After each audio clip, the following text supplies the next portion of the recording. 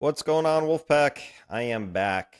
It's been a minute. I think, January 17th or something like that was my last episode. So it's been a while. I apologize, but I'm going to update you with what's going on.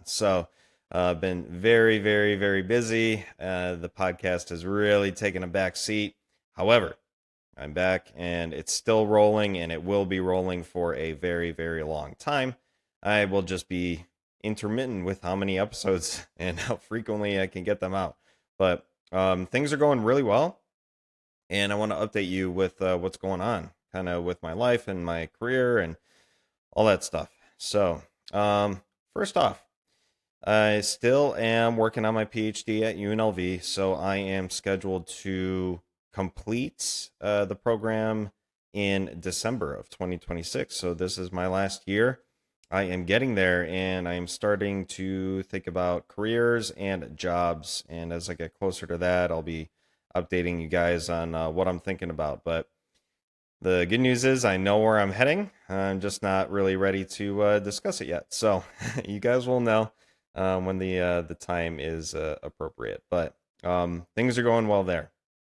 Next is my dissertation data collection. So I have 36 participants to test for my dissertation project, and I'm a third of the way there. So I just finished number 13 recently. So it's been a lot of fun. It's been really cool getting all the data collection, compiling all the data, and starting to see some trends and everything. I can't discuss anything yet. It's not statistically meaningful yet, but it will be once this whole thing is done. So that's been really, really cool. A lot of fun. I'm having a blast with it. I'm still having a few sessions with participants per week, so that's been keeping me very, very busy.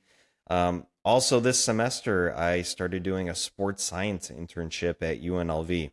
So I'm working with one of their athletic teams, and I'm collecting fitness data for them and informing them as necessary, and just learning a whole bunch of really, really cool sports science stuff and how different fitness metrics can be used to better improve athletic performance and recovery. And it's right up my alley. So that's been really, really cool. I'm super fortunate to have had that opportunity this semester so far. It's been awesome. It's been really awesome. So, along with that, I'm starting to slowly study for this next certification I'm working on. That is a sports science certification.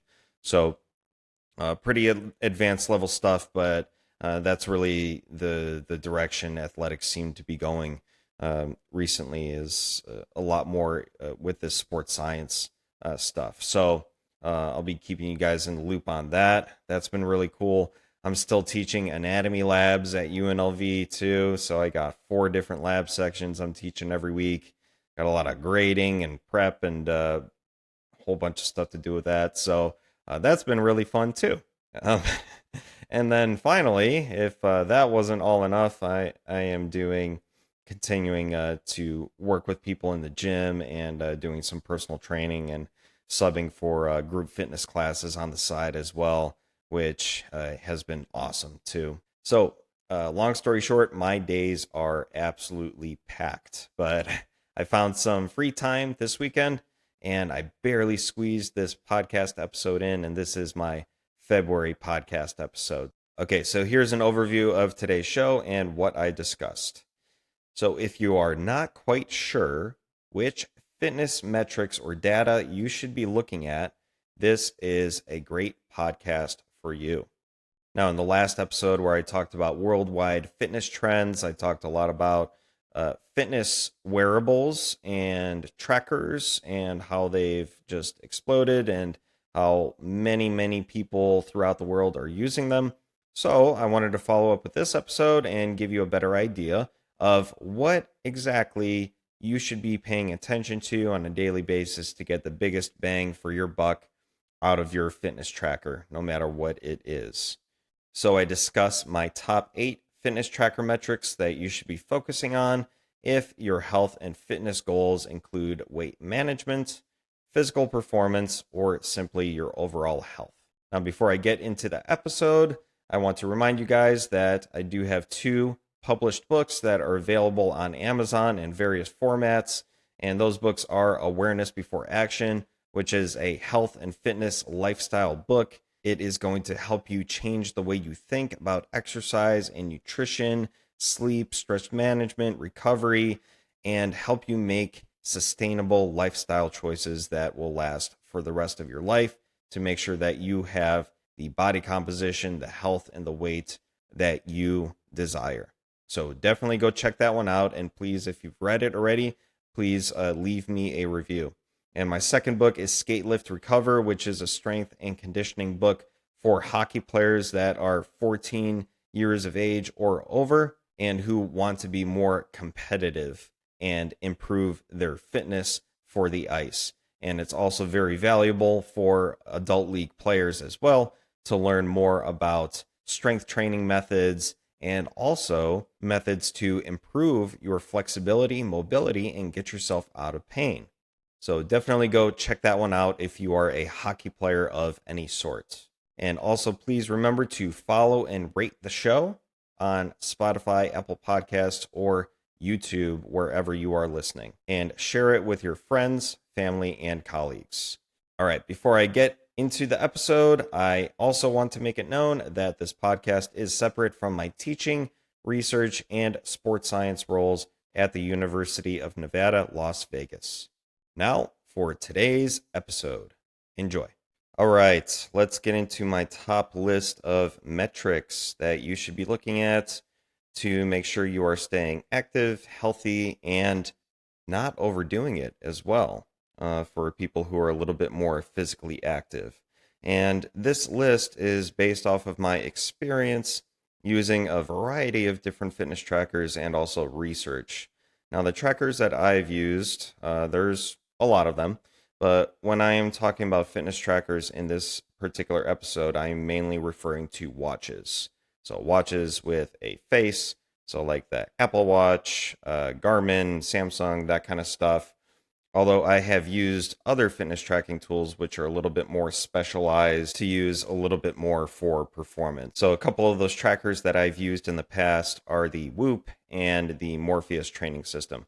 They're very, very similar, but they do also have some differences. The Whoop in particular, it's a subscription-based device, and it uses a wrist-based heart rate monitor to give you a bunch of metrics like a recovery score, heart rate variability, live tracking of heart rate during your workout, that sort of stuff. But I looked into it more recently, and apparently they now have specialized garments where you can put the actual Whoop device in those garments, and you can wear them a little bit more closer to your heart. I'm assuming they're doing that for a little bit more accuracy. But I thought that was kind of cool that they're doing that and that's available. Although when I see people wearing them now, it's generally, I mean, most of the time I'm seeing Whoops being worn around the wrist still. But there's also the Morpheus training system, which does not require a subscription, and it uses a heart rate monitor chest strap. So it's not designed to be worn throughout the day. It's just designed to be worn during the actual workout itself. And then you can have your live tracking of all your data, your heart rates, how hard you're working, that sort of stuff too. So I'm not referring to these particular more specialized devices in this episode. So let's get into the watches. And the ones that I've particularly used in the past are the Fitbit, the Apple Watch, Samsung Galaxy Watch, and also many different types of Garmin watches. Given my history with running and triathlons and all that stuff. So a couple of those Garmin watches that I've used in the past are the Forerunner 305. Now, this was my first Garmin, I think, that I've used. And this was released early in the 2000s, and I got mine in 2008. And that one, you could look it up, but it was basically like this giant box that sat on top of your wrist as a watch, and it was basically like a mini computer I thought it was the coolest thing ever when I first got it. I was like, oh man, I got the GPS, I got this like mini computer sitting on my wrist. It was really cool, but it was so bulky and large. It was just crazy. Um, Eventually, I upgraded to the Forerunner 920 XT. So it's still like a square shape, but it was a lot more compact. It had a lot more cooler features associated with it. And that was released in 2014, and I got mine in 2015 when I started training for my first Ironman triathlon. And I loved that thing. Absolutely loved it. It lasted a very, very long time. I might even have it somewhere. I'm pretty sure it's somewhere here if I didn't sell it, since I'm not really doing triathlons anymore. But if you are a runner or a triathlete, that watch, and me and that watch got through 2 Ironmans, a whole bunch of smaller endurance races, and other triathlons. So if you're looking for a watch, it more than likely has a newer version of it right now, but go check that one out. So now what I'm working with is a Garmin Fenix 8. And I got mine last year and I've been loving it so far. All the metrics it gives, it's very, very helpful in giving me some data that I can use day to day to see what's going on with my body. How is it performing? How is it recovering? That sort of stuff. Um, it's really cool. Really like it. So, all right. So, in this episode, I have a top 8 list of metrics for you guys. And this list is in no particular order of importance. Um, if you have a standard activity tracking watch, not a Whoop or a Morpheus type fitness tracker, these metrics can be very, very useful. A couple of them are very, very basic, but you don't need to overcomplicate things. That's kind of one of my philosophies is when you're trying to improve your health and fitness just for everyday health and fitness, just simplify. Don't overcomplicate methods and strategies and fads out there. It's very, very easy to get lost in the weeds with this stuff. So, my goal for this episode is to kind of help you guys simplify a little bit and use these more basic metrics in a way that is simple and actually useful to you guys day to day. All right, so let's talk about them. So the 8 are steps, calorie expenditure, resting heart rate variability, sleep time and quality, in particular sleep stages, a VO2 max estimate, lifestyle logging, if you have a Garmin or a watch that does something similar, and finally, training load, if you have a Garmin. But like I said, other fitness trackers might have something similar to training load. The concepts are the same. Their algorithm or the way they do it might just be a little bit different. So I'm going to talk about that a little bit later. So I'm kind of starting from the most basic to a little bit more advanced metrics that you guys can use. And training load is one of those advanced metrics that is very useful if you're training for some event or a competition. And it involves acute training load, chronic training load, and also the ratio between those two, which is called acute-to-chronic workload ratio. So I'm going to dig into each one of these metrics and explain what they can be used for and how to use them. All right, let's go ahead and start off with steps.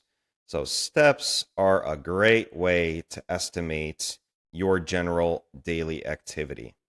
It seems super, super simple, but they could give you a lot of very good information. And one of those pieces of information is something called non-exercise activity thermogenesis, or NEAT, N-E-A-T. Now, what is NEAT? How is it related to steps, and why is it important? So non-exercise activity thermogenesis is basically all the activity, all the physical activity you do throughout your day that is not structured exercise. Okay, so say you go to the gym, you get a workout in, that is structured exercise. NEAT is, say, for example, you're walking back to your car after that workout, or there are not a lot of parking spots available at work and you have to park a little bit further away, and you have a nice 5 to 10 minute walk to get to your office or something like that, or you are shopping for groceries. That all is neat. So this extra activity that you get throughout the day. And it is important because it can add up to extra calorie expenditure throughout your day. It is important for maintenance of muscle mass.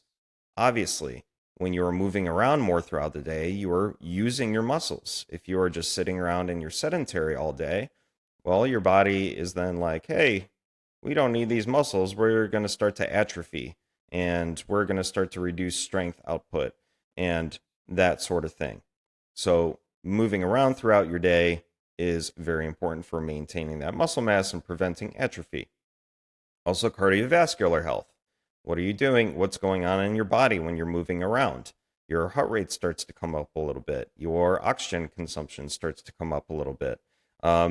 You're actually stressing your heart and your blood vessels a little bit more, and they need that stress in order to stay strong and healthy. You're also working on your joint health. So the stronger your muscles, your tendons, your ligaments are, the better they can support your joints. That's also very important. When you're moving around throughout the day, you are also clearing lymph throughout your system. And your lymphatic system basically is your waste management or disposal system throughout the body. So that's very important for immune health as well when you're moving around. And also mental health. Mental health really, really goes overlooked a lot. And just a short 5 to 10 minute walk can put you in a better mood. I'm sure you've been there before and you know what that feels like. So those are just a few of the main, very, very important reasons why getting enough steps throughout the day is very important. So you should aim to reach at least 7,000 steps per day. However, if you are very, very active throughout the day and you're well above that, you might need to dial things back a little bit and making sure that you are not overdoing it and you're giving your body the appropriate recovery that it needs every day. So let me give you an example for myself. My daily average steps over the past month is about 13,000 steps per day. And I have a range throughout that month of my low is 7,000 or around 7,000, and my high is around 18,000. And that's very important for me to maintain a lean and healthy body composition with a healthy body fat percentage and appropriate muscle mass. So I tend to take a little bit more of a less is more approach with my training these days. For example, I do 2 to 3 days of high intensity cardiovascular focused workouts per week. And these typically involve light to moderate weights and cardio. So for example, CrossFit style workouts, also tactical style workouts, since I am competing at the tactical games in April. So this involves a little bit more of like sandbag work and moving odd objects around. And I also play hockey once a week currently. I also do 2 strength-focused workouts per week as well, which focus a little bit more on moderate to heavy weights. And 1 to 2 days out of my week are also dedicated to rest and recovery. So either complete rest, and I am just foam rolling, or stretching, or doing some sort of other passive recovery work, or I'm doing a recovery day, like a very light 20 to 30 minute bike ride or something like that, just to flush all that inflammation out of my muscles and to facilitate recovery a little bit more. So that's my typical week as far as structured workouts go. Now, what do I do the remainder of the day to make sure that I'm maintaining my healthy body composition?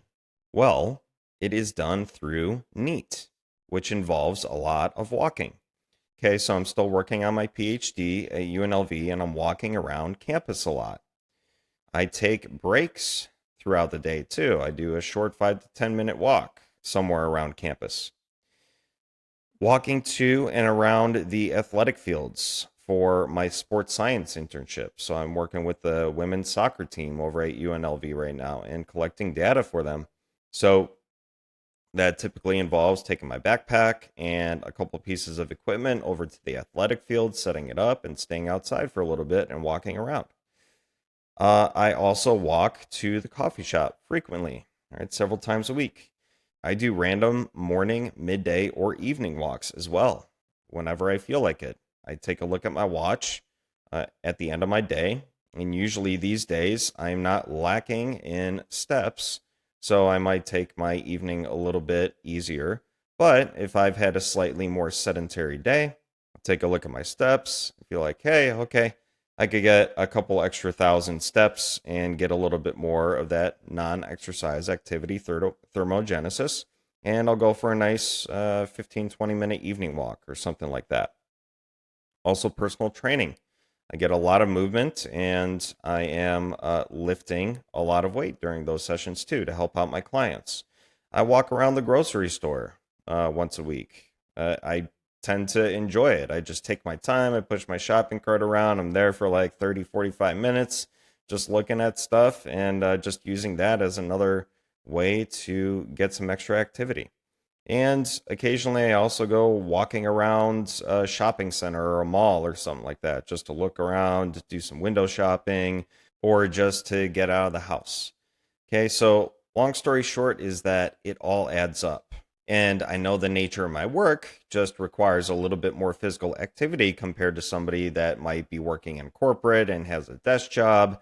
However, if that is you, you can still find time throughout your day to get up for short 5 to 10 minute breaks, go walk around, walk up and down a flight of stairs a few times. All right, there are always opportunities to get extra activity in. You just have to prioritize it and you have to find it when the opportunity arises. So here's an example of how you can use steps. Say, for example, you notice yours are very low at around 3,000 to 4,000 steps per day average. All right, find more opportunities throughout your day. Get up for a short 10 to 15 minute walk. Walk up and down some stairs a few times. Get your heart rate up a little bit. Or go for a longer walk of 30 to 45 minutes to start or end your day. And track your progress from week to week and see how your daily average changes and connect that to your health and fitness goals. So if your average steps per day start going up to like 5, 6, 7,000, all right, maybe you might notice a slight improvement in your body composition or your energy levels or how your body feels, that kind of stuff. So it's important to start to connect these changes in your lifestyle to how you feel. All right, so that leads me to calorie expenditure, which is the next metric that I want to talk about. So when you're looking at your fitness tracker, calorie expenditure is based on your age, your weight, your height, your gender, your heart rate, and your movement throughout the day, no matter which brand of fitness tracker you have. And calorie expenditure can be very useful for weight management. So now I want to get a little bit deeper into what determines your total daily caloric expenditure, or TDEE, which is total daily energy expenditure. So there are several different things that go into it. The first one is your basal metabolic rate, or your BMR. So if I asked you to just lay down in bed, all right, so you're on bed rest for 24 hours and you're just there living and all you're doing is breathing. Your basal metabolic rate is how many calories you need just to stay alive, all right, in that bed. Okay, so that is your basal metabolic rate. Next thing that goes into it is non-exercise activity thermogenesis, all right, all that activity you do throughout the day that is not structured exercise. So if you're not doing anything throughout the day, right, that let's say you wake up, you go to your car, you sit in your car and you go to work, you sit at work, you are done with your work day, you get back in your car, you drive home, you sit on the couch, and you have literally done absolutely nothing throughout your day other than staying mostly sedentary. You have very, very little non-exercise activity thermogenesis, and you cannot expect that to contribute very much to your total daily energy expenditure. However, if you start taking those frequent walks and start moving your body around throughout the day a little bit more, that number or that contribution from that NEAT to your total daily energy expenditure is going to go up. Next is the thermic effect of food. All right, so this is a very, very small contribution. It's about 10%, but it does take energy to digest food.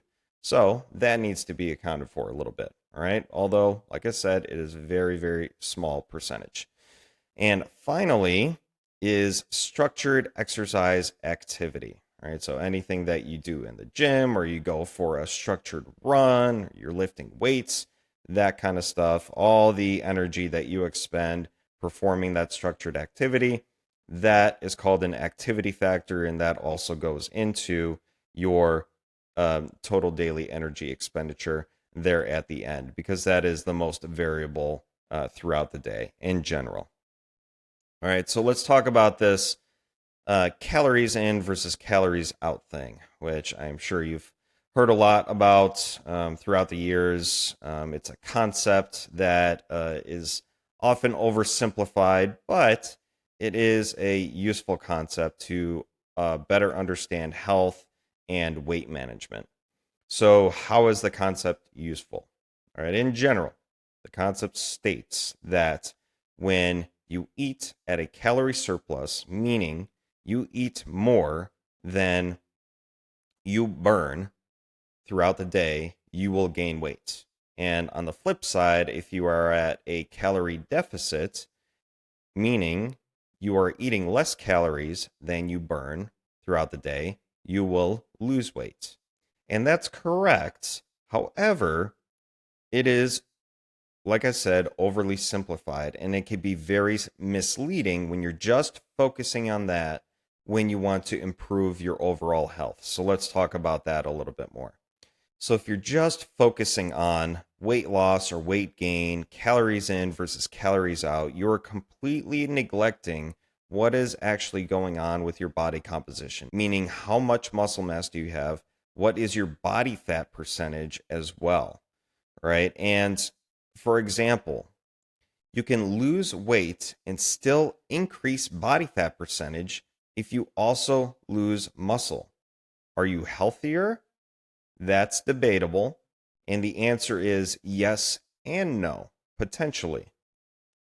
Now, the decrease in excess body fat can be good.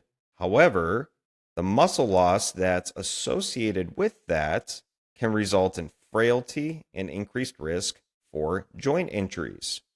And muscle loss can also reduce your basal metabolic rate and make it easier for you to regain weight after some time. All right, so that's why doing only cardio with no weight training can be counterproductive after some time. All right, so muscle is more metabolically expensive, meaning it takes more energy to maintain that muscle, and having more muscle means your basal metabolic rate will be higher compared to having less, making it easier for you to maintain a healthy body composition. All right, so the more muscle you have, the more energy it takes to maintain that muscle, meaning simply that your metabolism will be higher and your caloric expenditure every day will be higher, provided that you're actually maintaining that muscle and you're eating enough protein and some other factors associated with that.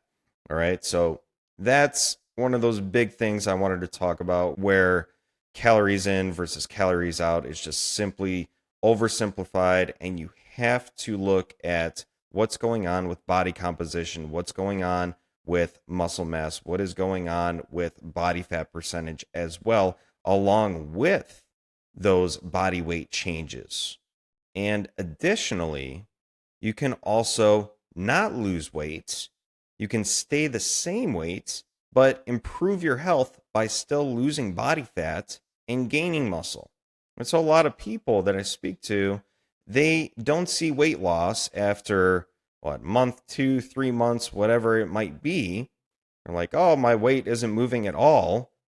Are you not making any progress? No. As a matter of fact, if you're doing appropriate training, you could be making a ton of progress. You could be building muscle and you could be losing body fat, but your weight just stays the same. But your body fat percentage is actually going down. So that is a very, very important to not lose sight of. All right. So weight loss is not everything. Calories in versus calories out is not everything. You have to start thinking deeper and thinking outside the box with this stuff. All right, so here's an example of how you can use calorie expenditure to improve your health and meet your fitness goals. Okay, so you can start off by looking at your calorie expenditure for each day over the last 7 days on your fitness tracker, which should be connected to an app that gives you all this data. Notice what your calorie expenditure estimate is and start to become familiar with how many calories you're burning on any specific day of the week that is typical for you. Pay particular attention to the weekends as well. Are you less physically active and eating more over the weekends? That can make a huge difference. Then use a food tracking app like MyFitnessPal and track your food and calorie intake for 2 typical weekdays and 1 typical weekend day. So a couple things to notice. How does your calorie expenditure compare to your calorie intake? Make adjustments to your daily physical activity or food choices so that your calorie expenditure is ideal for your goals. For example, your calorie expenditure should be higher than your calorie intake if your goal is weight loss, and vice versa if your goal is weight gain. And you're meeting your daily calorie needs if your goal is athletic performance. Okay, next is resting heart rate. This can be a good indicator of your current stress levels, and it's important for recovery. Your normal resting heart rate can range very widely. So normal resting heart rate is anywhere between 60 and 100 beats per minute, depending on the person. And highly athletic people can even go lower than 60 beats per minute, and it's actually quite common, specifically with me as well, and given all the endurance training I have done in the past. So if your resting heart rate is elevated from your normal range, you might consider taking it easier that day. It could be telling you that you're getting sick or your body is working overtime to try to repair excessive damage or inflammation as a result of intense exercise, for example. Also, if you've been out in the sun or exposed to heat for much longer than what you're used to, that's also physiological stress that your body is trying to adapt to. So your resting heart rate might be higher after those days too. And that's important because the hotter summer months are coming up. So keep that in the back of your mind. Okay, so resting heart rate goes hand in hand with something that is called heart rate variability, or HRV. Now you can use HRV and resting heart rate together to gain a clearer picture of your stress levels and readiness to exercise. So let me explain HRV to you and what exactly it is. So heart rate variability is the time in milliseconds, that's how it's measured, between heartbeats. So you have heartbeat number 1, you have heartbeat number 2. What is that interval of time between those 2 heartbeats? And it happens fairly quickly, so it's measured in milliseconds. So if you're relaxed, that time period should be greater, so that number should be higher and more variable from beat to beat, meaning using just fake numbers here. This interval is 100. And now the next interval is 200. And the next interval is 150. And the next interval is 225. All right, something like that. So there's a lot more variation between the two. All right, I was just picking simple numbers so that it's easier for you to understand. Okay, that's what should happen when you are relaxed. If you're stressed, that time period between beats is going to be lower and it's going to be more regular from beat to beat. Okay, so instead of like 100 to 200 to 150 to 225. All right, it might be 150, 160, 150, 160. All right, like it's very regular. It's very regular from beat to beat. Okay, so just think about like you are going for a run and your heart rate starts to increase and it's just going thump, thump, thump, thump, thump, thump. All right, at a very regular, steady interval. Okay, so that's what happens when you are stressed. And obviously, when you're running, that is stressful activity. So that's what happens to your heart rate variability. So an ideal HRV is not simply higher or lower numbers, just looking at them from an absolute perspective. Okay, it is how those numbers compare to your baseline average. Okay, so let me use myself as an example. My HRV baseline range from my Garmin Fenix 8 for the last month has been between 100 to 140 milliseconds. That is my range. And my overnight average for that range over the last month was approximately 115 milliseconds. Now, last night was 118 milliseconds, and I slept very well, but here's the thing. I am extremely sore from the previous couple days of workouts. So, this is important to note here. My HRV alone would suggest that I train, but I need to use all the information available to me, including my intuition and previous experience about how my body feels on any particular day. And I need to use all that information together to determine that I will recover today and take it really light tomorrow and then push hard again on Monday, right? Because I know my body, although the numbers are telling me otherwise, but if I just look at them in isolation, I might be misled and I might make a poor decision about my training. All right, so I'm using my intuition, my experience, how my body feels, along with that HRV number to make the best decision for me today about my training. Another example for me, check this one out. All right, Friday, February 13th, my overnight average was 85 milliseconds. And I know exactly why that happened. I had a late night hockey game on February 12th, which was my birthday. It was high intensity physical activity, very late. I think it was like 8:30 at night. And it was just over an hour long. And that was followed by drinks for my birthday. And I had 3 drinks that night. So I went home, got to bed pretty late, and I was tired, sore, and my resting heart rate was elevated in the 50s and 60s compared to 40s, which is typical for me. And my HRV was also down. So I saw that the heart rate was higher, the HRV was lower. So I slept in and took Friday really, really easy, and I didn't do a workout that day. And I came back the next Saturday and got back in the gym and allowed my body to recover. All right, so that's an example for me for how I would tend to use HRV and resting heart rate, and also the overall picture of how my body feels and what I did the previous day and my sleep and everything together, right, to make the most appropriate decision possible. So here's another example of how you can use HRV. See what your overnight baseline range and average are for the past month. Look at your overnight values when you get up in the morning and see if they are within your baseline range.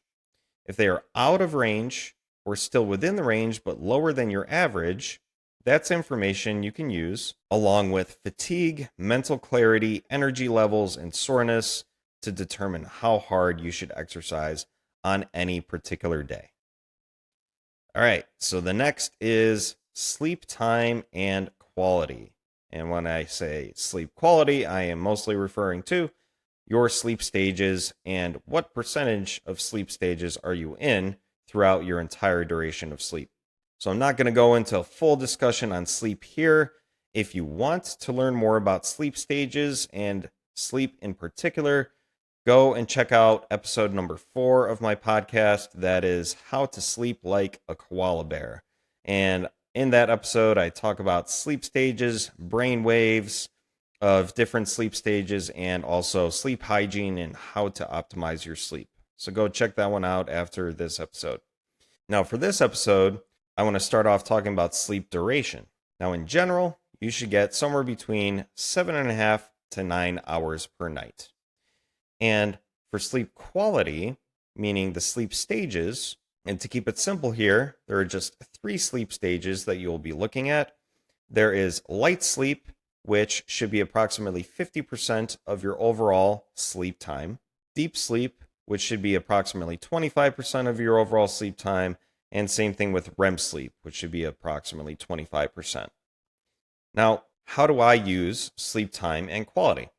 I look at a few different metrics. So those are sleep score, duration, stages, and overnight heart rate patterns.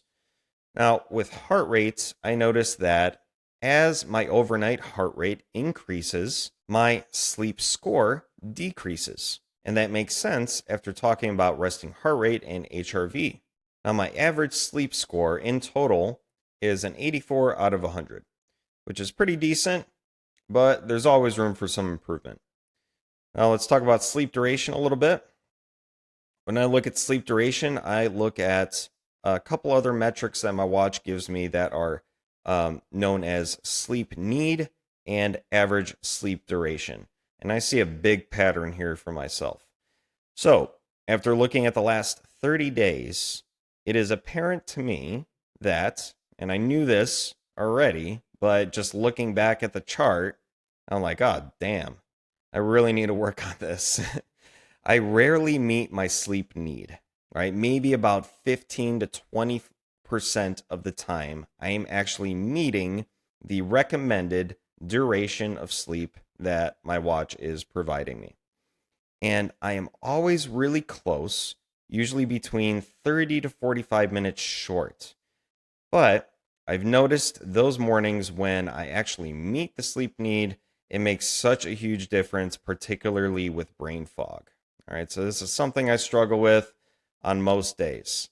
I'm very consistent with my sleep routine, but it gets me to the point where I am actually getting in bed and lights are going off, and I usually need some additional time to actually settle down and fall asleep. So by the time I actually fall asleep and I'm sleeping throughout the night, that overall sleep time is a little bit shorter than what I wanted. All right, so I'm aware of that, and that's something I definitely need to improve upon. And if I were to get those extra 30 to 45 minutes on any particular night, that would definitely help improve my sleep score. So I'm going to keep working on that. And last is the sleep stages. So I want to talk to you about my last night's sleep score. So last night, I did very, very well. I got 93 out of 100 sleep score. And it noted it as highly restorative. And I definitely agree with that because I notice on my best nights of sleep, when I wake up feeling most refreshed, I usually have a lot of REM sleep and very vivid dreams that I can remember when waking up. And those are always the nights where I feel most refreshed. And I find that very, very interesting. And last night was one of those. So my total duration of sleep last night was 7 hours and 44 minutes. My percentages were approximately 20% of REM. Deep was a little short at 14%, and my light sleep was approximately 65%. And I figured that out just by looking at the sleep times. All right, you have to do a little bit of math if your fitness tracker doesn't give this to you already. But I just look at, okay, how many minutes of deep sleep did I have? How many minutes of total sleep did I have? Okay, and you do the division, all right, divide your deep sleep by your total sleep, and you'll get your percentage. So on this particular night, I could have gotten more deep sleep, but I got home late and had a late night meal, and that more than likely affected how much deep sleep I had. But my increase in REM definitely elevated my score. So overall, a very, very good night, but I know that for me, those late night meals really, unfortunately, do negatively impact my sleep. So that's something I need to work on. So here's an example for you of how to use sleep time and quality to your advantage. Find your percentages based on your durations, right? Just like I just talked to you about. See where you are lacking, right? More than likely, you'll probably be lacking in deep or REM or both. And focus on specific sleep hygiene strategies, like I talked about in episode 4 of my podcast, to optimize your percentages. There's also something very cool that my Garmin watch has that other fitness trackers might have, and this is called lifestyle logging.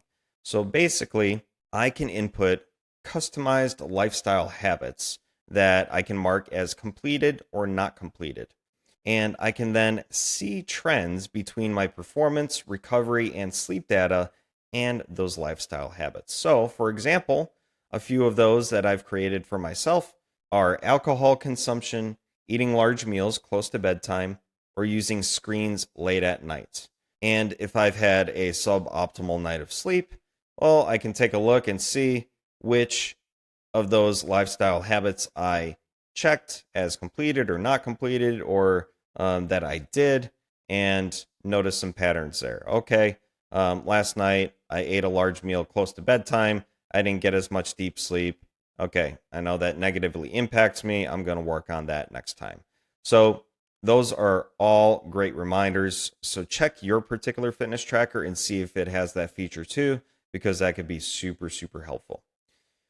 All right, so I want to finish this podcast episode with a couple more detailed and advanced fitness metrics that you can use if athletic performance or competing in a fitness event are your top priorities. So all the previous metrics are great if your goals are weight loss or general health, but these next two are also great if you're training for a specific event or if you're an athlete. All right, the first one is a VO2 max estimate. So what is VO2 max? VO2 max is a measurement that, if you want it to be as accurate as possible, you have to go to a physiology lab. You have to put on a mask that's connected to a metabolic unit that actually measures your oxygen consumption, how much oxygen you are breathing per minute, and it takes you to a maximum level of physical exertion, and it actually quantifies how much oxygen you are breathing at that level of exhaustion, right? And that is directly related to athletic performance, but also health and longevity. So the more oxygen you're able to breathe per minute, the more aerobically and cardiovascularly fit you are. Now, for the VO2 max estimate, your fitness tracker can do this too. And they all have their own algorithms for how to do this, but in general, you need to run outside with GPS so it can pick up your pace at a steady state for at least 10 minutes and have heart rate data available. And you need to be exercising at an intensity that elevates your heart rate to at least 70% of your maximum heart rate during that time for you to actually get an estimate of what your VO2 max is. Now, this could be a great starting point for your aerobic fitness, but if your performance is your primary goal, especially for runners or even functional fitness athletes like high rocks racers, which really started blowing up recently, improving your lactate or anaerobic threshold heart rate is even more important. All right, so elevating your VO2 max is a great start, and it's really going to help you perform well aerobically. However, your lactate threshold or your anaerobic threshold heart rate is going to determine how high of a percentage of your maximum heart rate can you sustain and for how long, which is even a better predictor for athletic performance in endurance events. So a higher anaerobic threshold means that you can sustain a higher percentage of your VO2 max for longer, which means you have better running economy or efficiency. So you can breathe more oxygen to fuel that higher intensity of exercise over a particular distance traveled. So here's an example of how you can use VO2 max in your training. So it's a bit more useful for endurance athletes, for example, runners, cyclists, or triathletes, but can also be very useful for other sports too. So you can track your VO2 max estimates and see how they change over time. Are they getting higher? Are they getting lower? Are they staying stagnant? If they're staying stagnant or they're getting lower and you feel like your aerobic performance could use some work, for example, your event times are getting slower or you feel like you're getting winded quicker, start to incorporate more VO2 max intervals into your training. So this can look like doing exercise intervals from anywhere between 2 to 6 minutes at 95 to 100% of your VO2 max pace, which is a pace that you can sustain for between 3 to 5 kilometers. Okay, so think of running an all-out 5K race as fast as you can go. That should be about the pace that you're running to improve your VO2 max. And you should also incorporate rest between these intervals. And there's a few different ways you could do this. You can either just use a standard time of 2 to 5 minutes, but I like being a little bit more specific and using a 1-to-1 or a 1-to-2 work to rest ratio. Okay, so say your work interval is 2 minutes, you can rest from anywhere from 2 to 4 minutes and then do the next interval. Or you can also wait until your heart rate drops below 65% of your maximum heart rate, which would signal that you are recovered and you're ready to perform the next interval at that appropriate intensity. If you don't give yourself enough rest, you're not going to be able to reach that specific intensity to then stress your body to that level to actually improve your VO2 max. So make sure you take enough time to rest in between those intervals. Also, this will help you improve your anaerobic threshold rather than just doing solely longer distance and slower runs, which can also improve your VO2 max, but the high intensity interval training will be more effective for improving that VO2 max. And also one other thing to keep in mind as far as the frequency of these training sessions. So make sure it's only 1 to 2 per week because they are very, very potent and they're very, very stressful on the body. So you want to make sure that you're not overdoing it with those training sessions. Okay, last, the grand finale. Let's finish up with training load. If you have a Garmin watch, and like I said before, other fitness trackers might have this, but Garmin is very, very specific and detailed with which metrics it gives, and it's a little bit more geared towards performance, right? So I'm going to use that as an example, and particularly because I have one too. Okay, so training load is very useful if you're training for some event or competition. Now, training load can be broken down into a couple of different metrics. So the first one is acute training load. So this means basically how hard is your fitness tracker estimating that you are working over the last 7 days.